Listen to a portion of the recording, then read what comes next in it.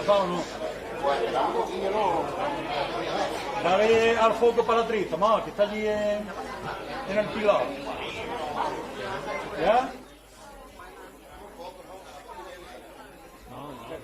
Pero dale al foco, Tomás. Al foco. En el pilar, ese amarillo, gris, ahí. Tomás.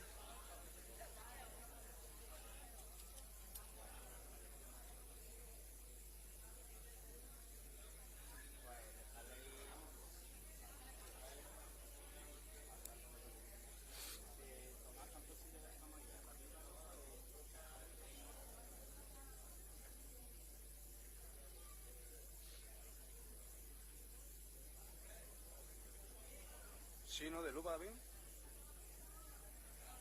Espera. Primero va allí. Bueno, pues entonces, como Tomás el que presenta, cuando suba Tomás.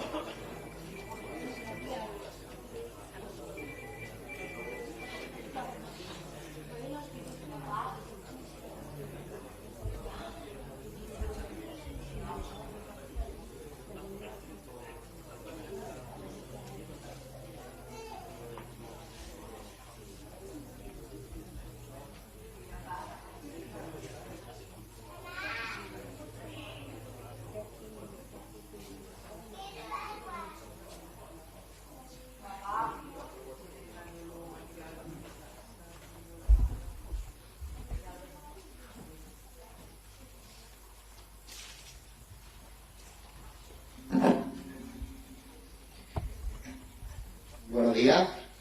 En primer lugar, daros las gracias por estar aquí en una nueva presentación de un nuevo libro de Pedro. Este es el cuarto. Y me gustaría comenzar diciendo qué orgullo que Jamilena pueda tener escritores de estas características.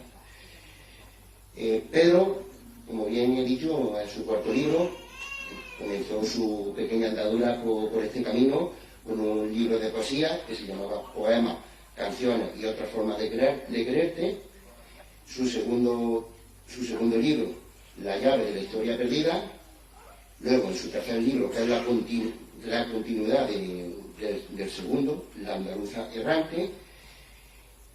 Y el cuarto, que es el que hoy nos va a presentar, El latido del invisible.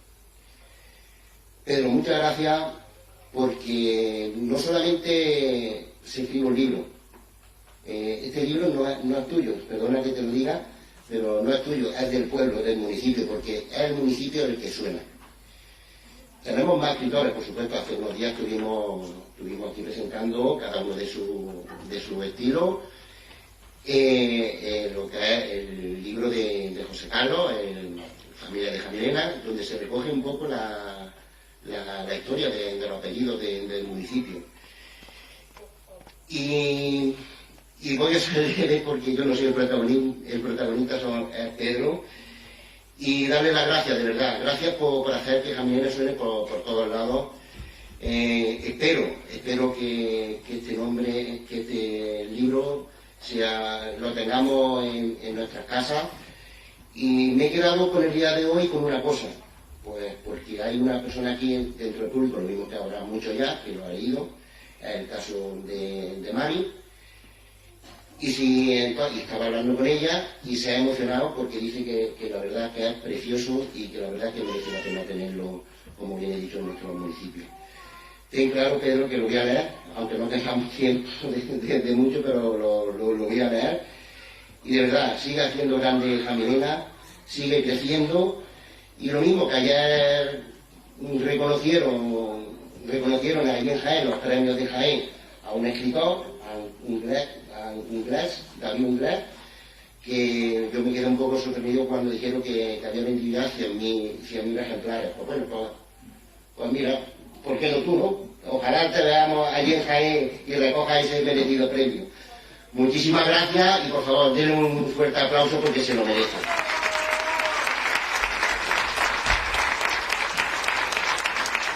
Le dejo paso a Miguel Perea, que va a ser un poco el que le va a hacer preguntas sobre el libro, y gracias de verdad.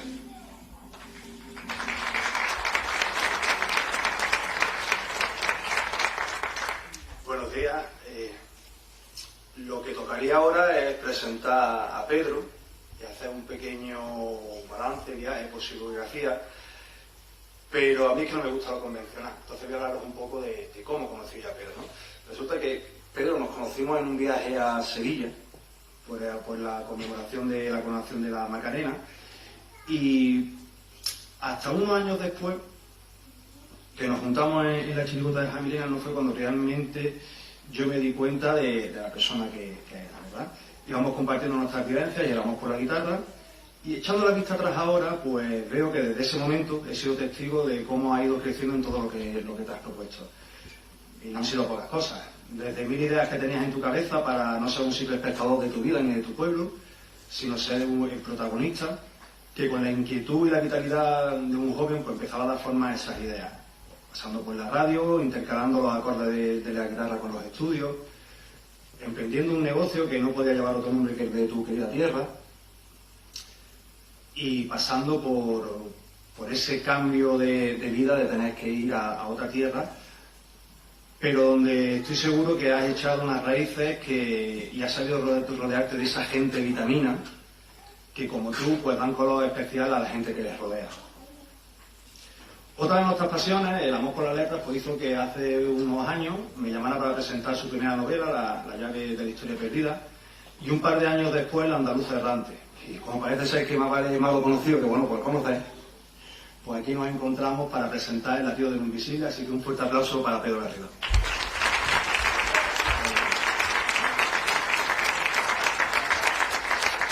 Bueno, pues en primer lugar, muchas gracias a todos los asistentes, que me ha sorprendido que haya venido tanto, la verdad.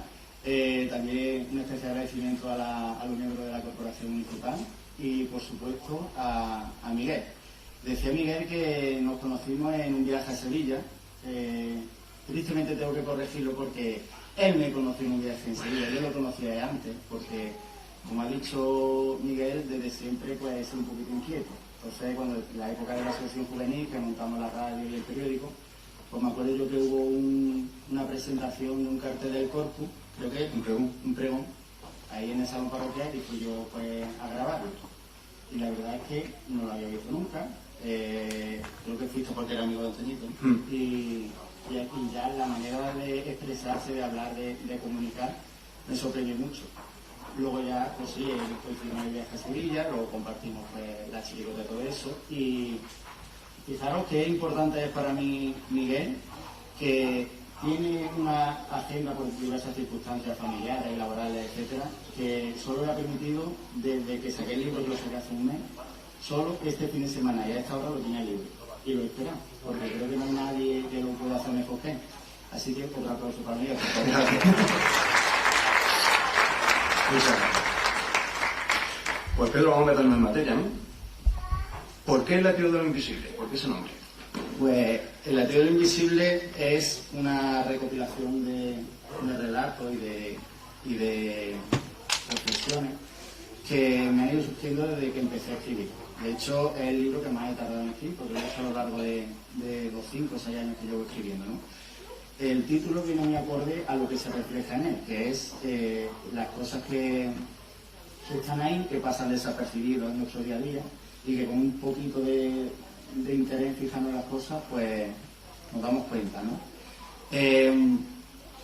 Es simplemente pues lo que he comentado. Estamos rodeados de estímulos, nuestro día a día no nos permite fijarnos en las cosas, pero yo soy una persona muy observadora, muchas cosas me inspiran, y entonces en el libro viene un poco dividido en capítulos lo que a mí me ha inspirado a la hora de escribir, ¿vale?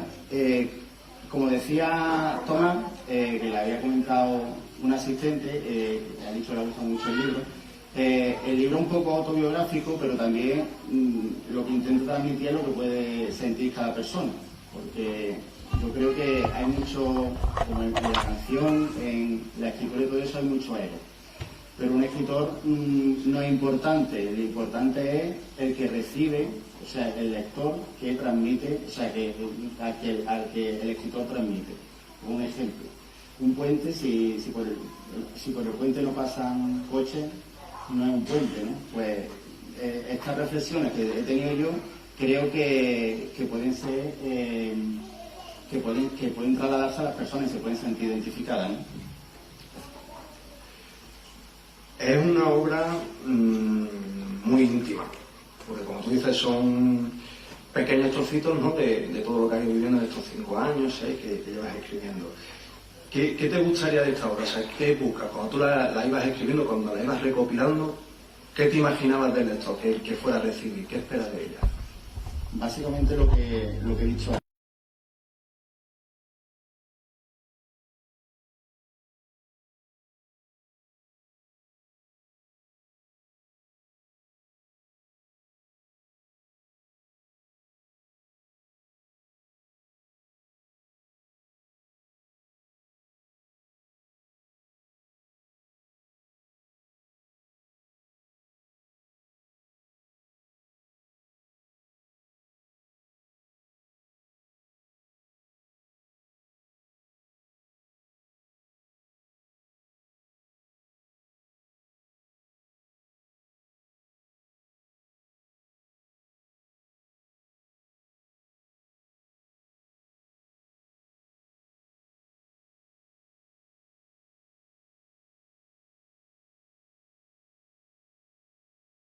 No sé si es casualidad o no, porque el 7 es un número muy mágico. No es casualidad. O sea, perdón, sí es casualidad. Simplemente recopilé todos los textos y me di cuenta que esos 7 pilares, o sea, esos 7 capítulos, esos 7 latidos, son los que componen mi vida y los que podrían componer la vida de los demás. Latido arriba o capítulo arriba o capítulo abajo. Pero básicamente es así. Pues el 7 es un número muy místico, muy mágico, está considerado siempre un número mágico, y yo creo que las casualidades no existen. Ha sido de forma inconsciente, creo que viene por algo y que al final va a ser un poco lo que te va a ir guiando, ¿no? Esa suerte que puede tener el número 7. Quiero que hagamos un juego. Son 7 latidos los que tenemos, y yo te voy a preguntar por cada uno de ellos, pero quiero que me contestes solo con 2 palabras. Entonces, si yo te digo el latido de la reflexión. Es muy difícil. Yo te contestaría con 1. Madurez. Madurez. El latido de la familia. Imprescindible.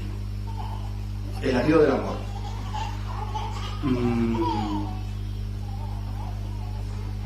Muy necesario. El latido del colegio. Razón de ser. El latido de la tierra. Nostalgia. El latido de la efeméride. esa es difícil. Yo diría que celebración, aunque signifique más o menos lo mismo, es que lo diría así. Y para mí uno que creo que es bastante importante, el latido del padre. Reflejo.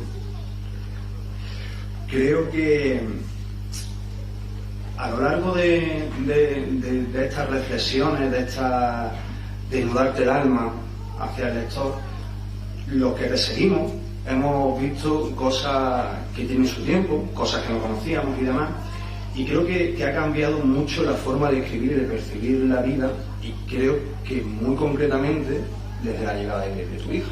Creo que eso es bonito. ¿Cómo ha cambiado tu forma de escribir la llegada de Vega? Pues voy a contar una cosa muy curiosa, y es que una vez vi en una entrevista a Joaquín Sabina que sus mejores canciones salían cuando estaba mal emocionalmente, ¿no? Yo también pasé por un bache así, y fue cuando escribí la primera novela, aunque antes había escrito reflexiones así, y esa motivación de gustar la novela ha hecho que hiciese la segunda parte, un poquito ya de manera más artesanal, porque la primera la hice sin pretensiones ninguna, tuvo buena acogida, y ya pues la segunda igual. Y yo me di cuenta que al principio, cuando me enteré que iba a ser padre, como que el único tipo de texto o reflexión que me salía era de ganas de conocer a mi hija. Y yo estaba un poquito frustrado porque decía que se me ha ido la inspiración. O sea, la inspiración solo era el embarazo de mi mujer. Pero bueno, por suerte luego nació y me ha ido viniendo otras inspiraciones, pero ahora mismo la inspiración más importante es ella. Y fíjate que ahora mismo pues bueno, ya se va desenvolviendo un poco, ya corre, va hablando un poco, pero desde pequeña así, bueno, yo creo que no ha sido una inspiración por mí, sino para toda mi familia. La verdad que sí, que los chiquillos cuando vienen con esa alegría y con ese tono. Mira, como estamos hablando de un libro que es muy íntimo, es un libro que se puede tener en la mesita de noche y un día cualquiera abrirlo por cualquier página y ver qué nos regala el autor en ese día e intentar pensar un poco, ¿no? Perdona, que voy a decir una cosa importante. Yo siempre lo digo porque muchos ya habéis comprado el libro. Es un libro de poesía, es relativamente corto, pero es un libro muy denso y muy profundo. Entonces, yo recomiendo que lo leáis, si lo leéis, por ejemplo, en verano en la playa, que lo leáis texto a texto, capítulo a capítulo, y lo dejéis reposar al día siguiente un poco, porque os puede saturar un poco. Y ahora, aprovechando que está aquí mi familia, voy a contar una cosa que conté en la presentación que hice en el Viso, que me parece una manera muy interesante de aprender la enseñanza que tiene un libro como este, o de lo que a mí me surgió, ¿no? Esto voy a contar un poco triste, pero nunca lo he contado porque me ha dado vergüenza, pero sí se lo he contado a mi alumno. Cuando yo me fui a Sevilla, ingresaron a mi abuelo. Entonces mi abuelo, yo creo que desde que tenía 2 años se estaba muriendo, porque fumaba mucho, ha estado siempre ingresado y tal. Entonces me llamaron mis padres, que mi abuelo estaba ingresado, vine el jueves, me llamaron un jueves y me presenté aquí un jueves. Dio la casualidad que ese jueves era la serenata de un amigo mío. Entonces yo pensé, digo, bueno, pues voy a llamar a mi abuelo, tengo la suerte de que voy a ir a la serenata de mi amigo, porque si no, pues estaría en Sevilla. Fui a la serenata de mi amigo, al día siguiente, esa misma noche me dijeron mis padres, ¿mañana vaya a ver al abuelo? Digo, sí. Digo, pero antes quiero ir al colegio donde trabajaba antes, quiero ver a los niños y tal. Entonces mis padres me dijeron, pues nos dejan en el hospital, vas al colegio, luego nos recoge y ve al abuelo. Entonces eso hice, dejé a mis padres en el hospital, me fui al colegio, divino maestro, vi a mi alumno, a mis antiguos compañeros y volví al hospital. Cuando llegué al hospital no había aparcamiento. Entonces dejé el coche mal aparcado, llamé a mi padre bajó por si llegaba la policía, y yo subí, y uno de los defectos que tengo es que soy muy impaciente. Entonces entré en la habitación, mi abuelo estaba aquí en la cama, y yo, mamá, venga, que está el coche mal aparcado, no sé qué, abuelo, ¿cómo está? Tal. Y me fui. Y nos montamos en el coche, nos vinimos, eché el fin de semana aquí, el domingo me fui a Sevilla y el lunes me llamaron diciendo que mi abuelo había fallecido. Yo siempre tengo ese defecto, quizás porque soy un poco masoca, ¿no? Pero siempre que fallece una persona pienso en la última vez que lo vi. Y claro, la vida así, nunca sabemos cuándo vamos a ver a las últimas personas. ¿Vosotros creéis que yo hubiera actuado así si hubiera muerto mi abuelo o sea, si llego a saber que hubiera muerto mi abuelo, pues por eso es muy importante disfrutar de las personas y sobre todo fijarse en lo que tenemos alrededor, no en nosotros mismos. Y esta reflexión la hago con los niños y también viene un poco reflejado en el libro, ¿no? En el libro hay un capítulo que me pasó, que me acuerdo que cuando mis padres vendieron la casa de mi abuelo, fuimos a quitar algunas cosas de allí y había una caja de cartón que ponía abuelo y eran sus cosas, o sea, mi abuelo vivió 85, 86 años, todas sus cosas en una caja y ahí podrían caber las cosas materiales, pero como era mi abuelo no cabía ahí. Y entonces eso me hizo un poco reflexionar. Y, hombre, si leí el libro, cuando llegué a ese capítulo, me gustaría que acordaseis de eso y lo tuvieseis presente. Yo ese texto creo que lo sacaste de redes sociales. Sí. Porque cuando yo leí me sonaba. Bueno, pues como estamos desnudándonos un poquito y como para muestra un botón, te he preparado una pinceladita de lo que es tu libro, pero desde allí, desde el público. Entonces ahora sí me hace falta el micrófono que teníamos por ahí preparado. Y tu hermana Rosa nos va a leer uno de los textos que tenemos. ¿El micro está por ahí?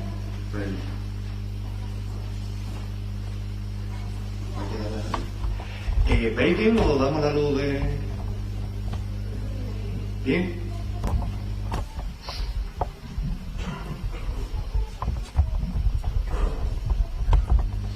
Bueno, Pedro, pues un trocito de tu libro que a mí me gusta porque al final es una metáfora de la vida y creo que te representa bastante, que nos representa y que, bueno, decir. Dicen que la vida son etapas en las que elegir, pensar, meditar, coger un tren. Hay trenes que pasan cada 15 minutos, pero también hay trenes que solo pasan una vez. A lo largo de mi vida he subido a trenes donde he querido estar y a otros en los que me he colado en el último momento. Trenes que han estado a punto de descarrilar y trenes que en cambio me han encarrilado a mí. Trenes en los que me he sentido como en casa y trenes en los que he sido un extraño. Trenes en los que me situé el primero en la cola para subir y trenes que dejé pasar, a veces con dolor y otros con alivio. Viajes que se hicieron cortos por la compañía y otros largos y tediosos. Me he subido a los mismos trenes muchas veces y en ocasiones he sido valiente y he cogido algunos sin rumbo, sin estación de destino. En cada estación y cada etapa me han acompañado viajeros errantes que coincidieron conmigo por un tramo del camino. En otros viajes no necesité más compañía que mi fiel soledad. Y ahora, como el viajero que echa la vista atrás contemplando todos sus viajes, comprendo que estoy en la mejor estación.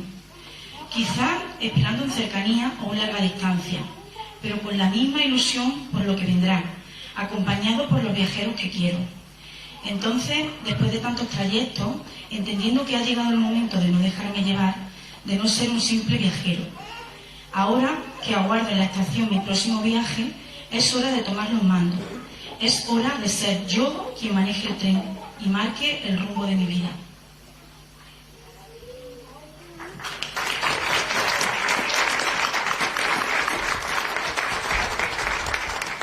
Háblanos un poquito de esto, Pedro. Bueno, Yo creo que el texto lo describe solo, ¿no? Mucho mejor que irme a vivir fuera. Al final, pues tuve que hacer mi vida fuera. Me he equivocado muchas veces en muchos ámbitos de la vida. Yo creo que a la mayoría de las personas pues le habrá pasado, por eso digo que muchas personas se pueden sentir identificadas. Y al final, pues bueno, hice mi vida allí y la vida son etapas. Cada etapa es una estación de tren y algunas veces nos equivocamos de tren, otros no, otros pensamos que el tren es el correcto y nos saltamos la estación y nada, lo que hay que tener en cuenta es desde la estación desde la que saliste al principio, que en mi caso pues es familia. ¿Qué trenes son los que a ti te han encarrilado?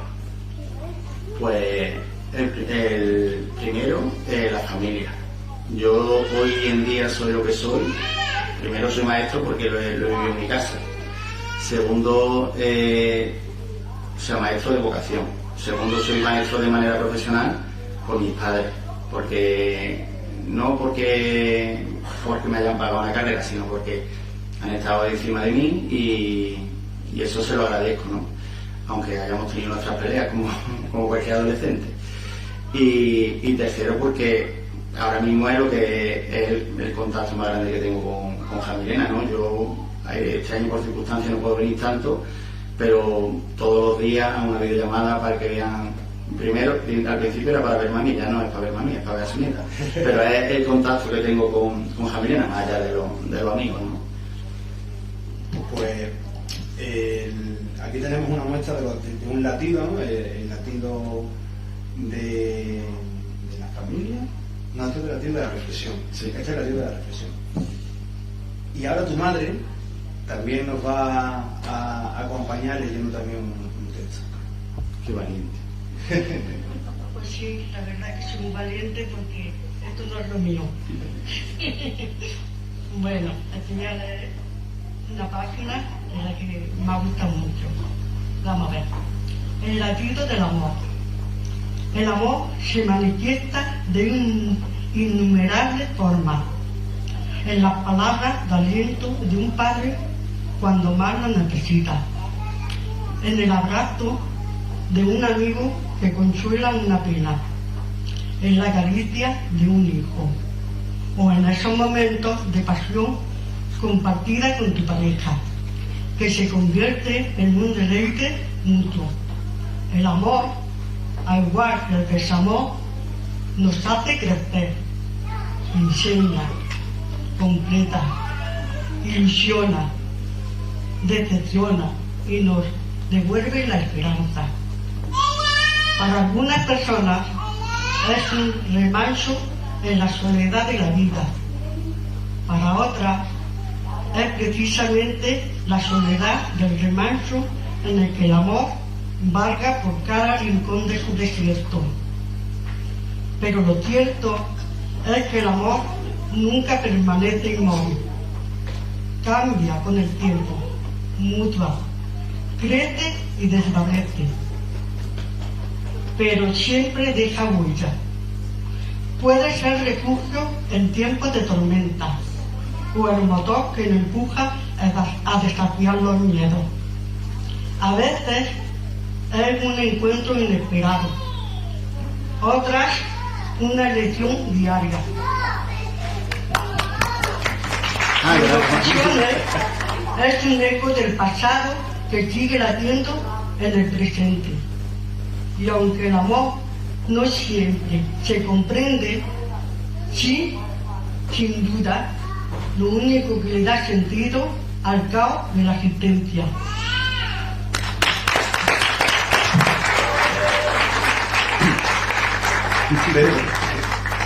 Esto que nos acaba de leer tu madre es la introducción del latido del amor. Creo que hablas de muchas cosas en esa introducción, pero una pincelada, ¿qué me darías de ese capítulo, de ese latido? Bueno, ahí vienen reflejados todos los textos que hablan del amor, no el amor hacia una pareja, que también, sino pues el amor hacia la familia, los amigos, los hijos incluso, ¿no? Creo que hablar del amor es algo así como, cuando sale del ámbito de la pareja, es algo así como muy cursi, ¿no? Pero creo que es necesario, sobre todo en los tiempos que vivimos. Yo, por ejemplo, quien me conoce lo sabe, y yo lo hablo muchas veces con mi mujer, ¿no? Yo no suelo meterme nunca en problemas, o sea, en conversaciones polémicas, por ejemplo.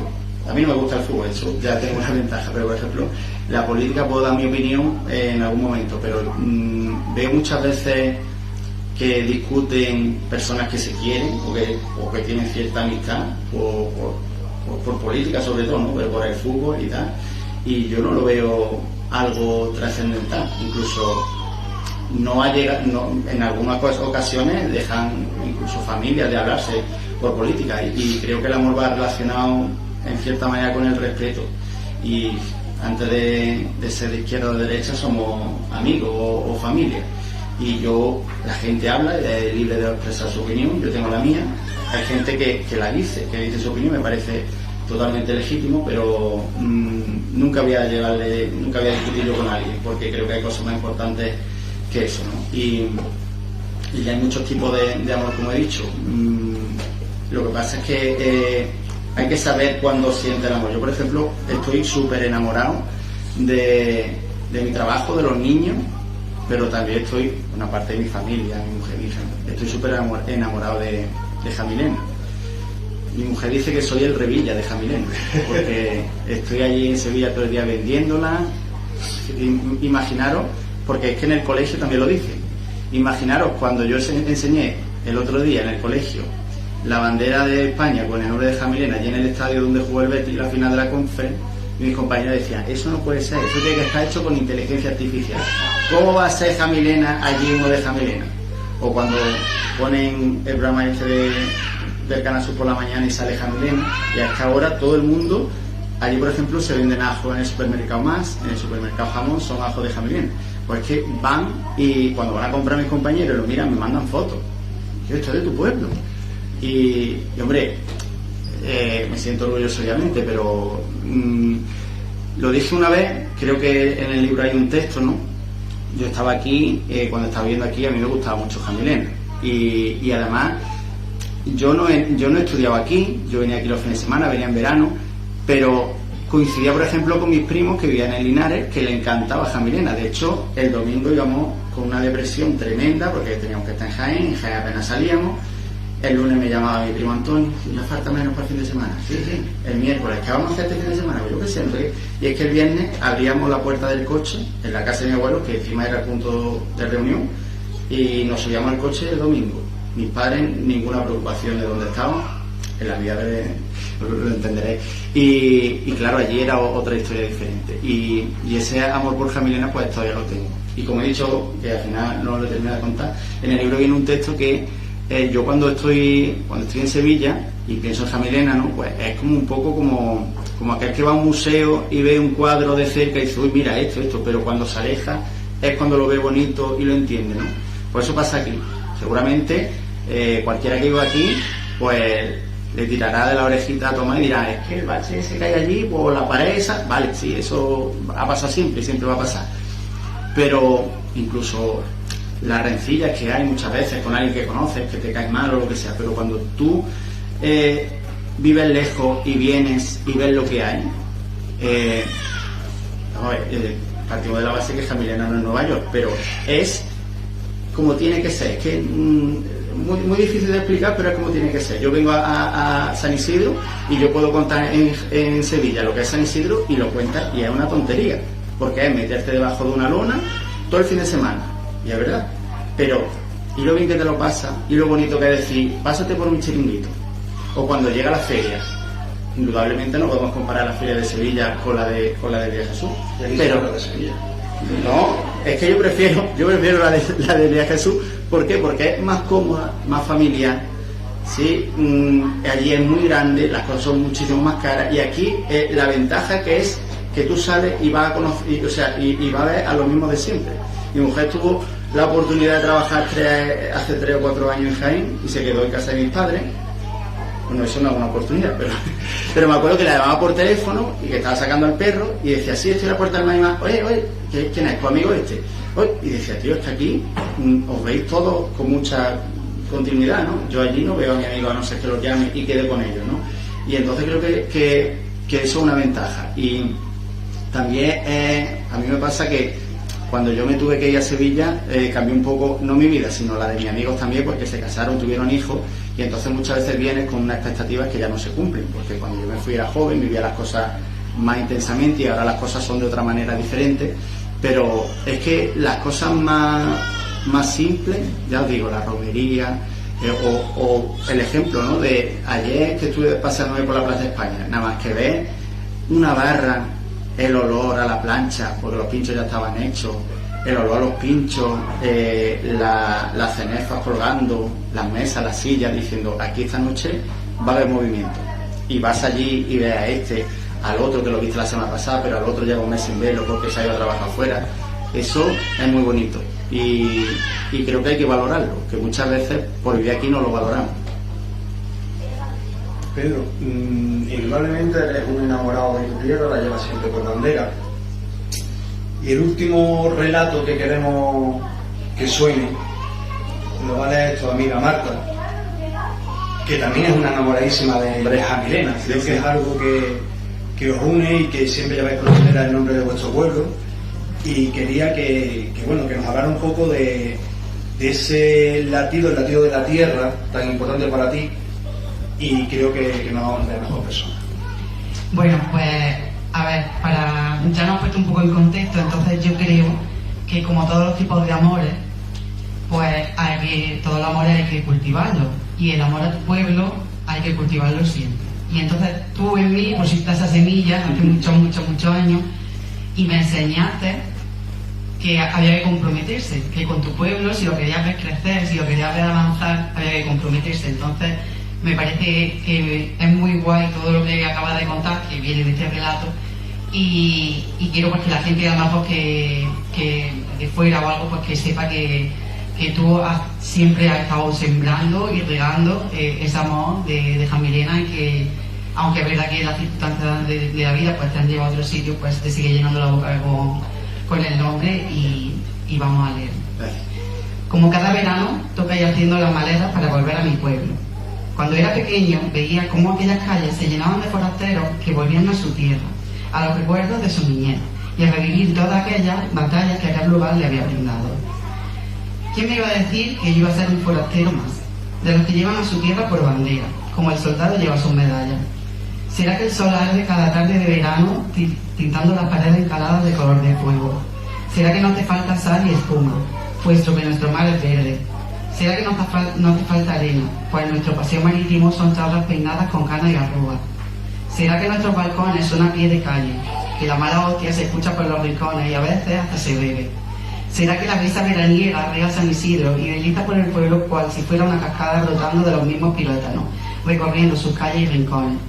¿Será que en la noche de verano las luces iluminan una plaza donde los forasteros se convierten en esos días en paisanos, donde el mundo y el tiempo se detienen, donde suenan pasodobles hasta el amanecer, a los ribos de unos churros con chocolate? ¿Será que los golpes de pelota y las risas de los niños suenan diferentes, o será tal vez que yo los veo diferentes? Y ahora que soy un forastero, no hay mayor satisfacción que volver a mi tierra a beberme los días, disfrutar de mi gente y revivir momentos. Pobres de aquellos que no valoran, no cuidan y no quieren el lugar donde viven, y pobres de aquellos que no se sienten orgullosos de su tierra.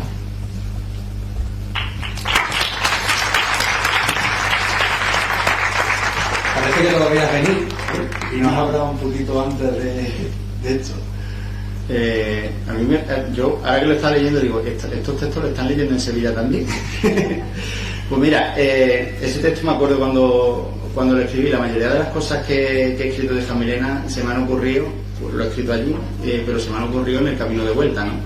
Porque lo más difícil de volver los domingos, cuando vengo, ¿no?, es pues arrancar el coche y ver a tu familia y a Jamilena por el retrovisor, ¿no?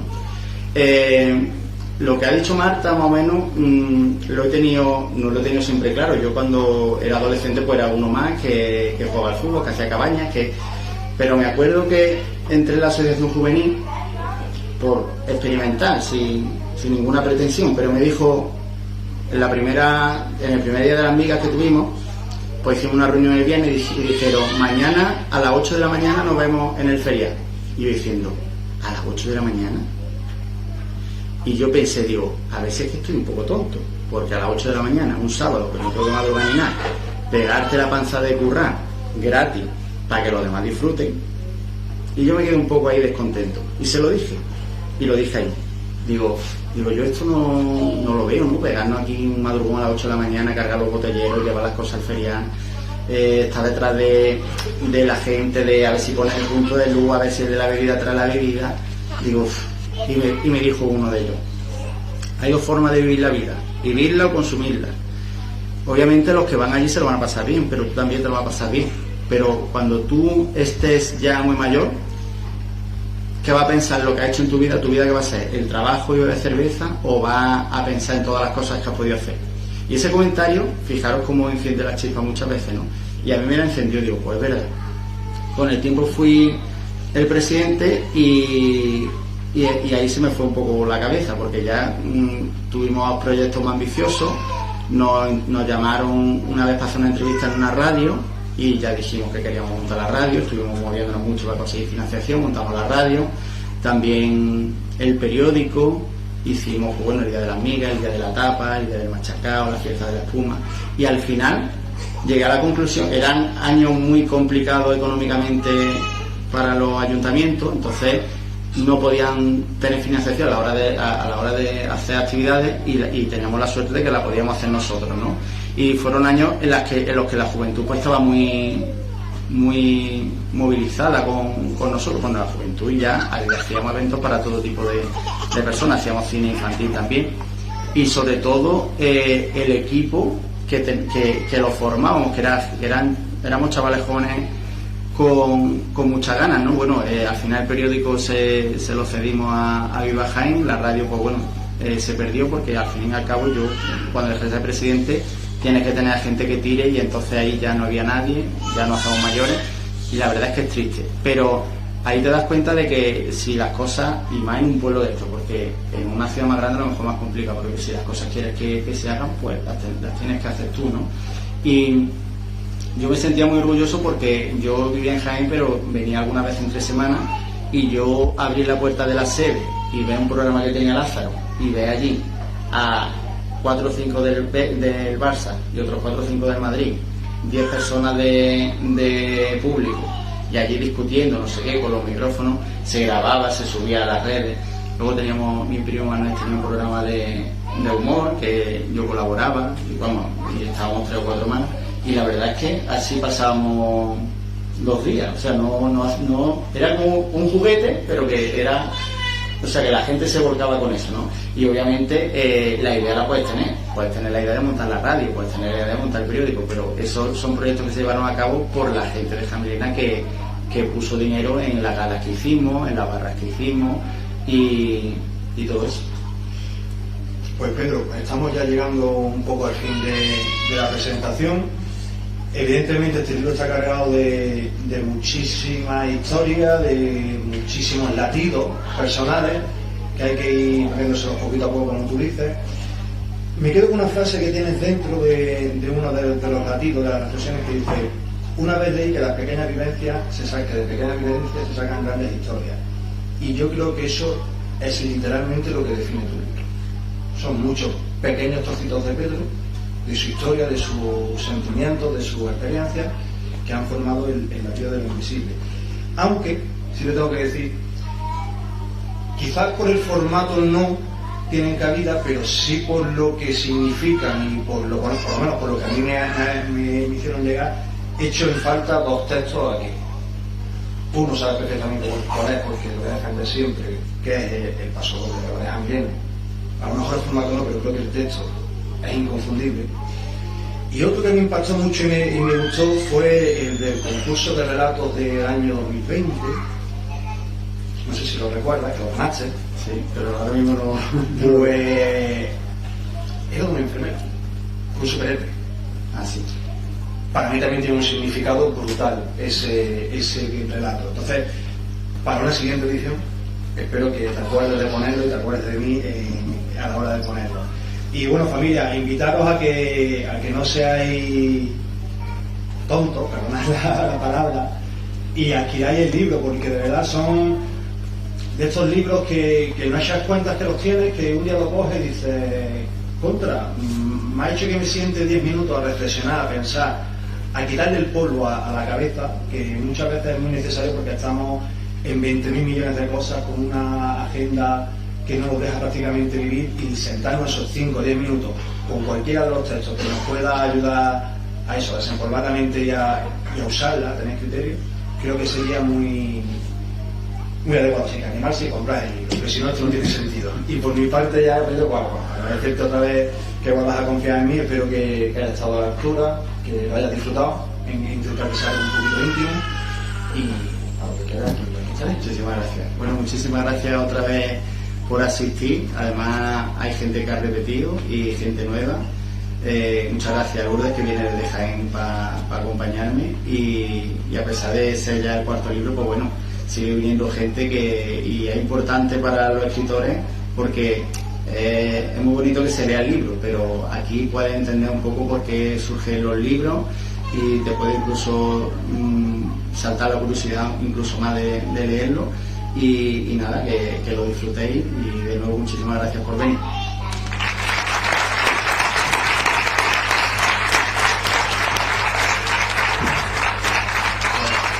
Si además este hombre tiene por aquí un bolígrafo así que podéis ir subiendo aquí un ubique.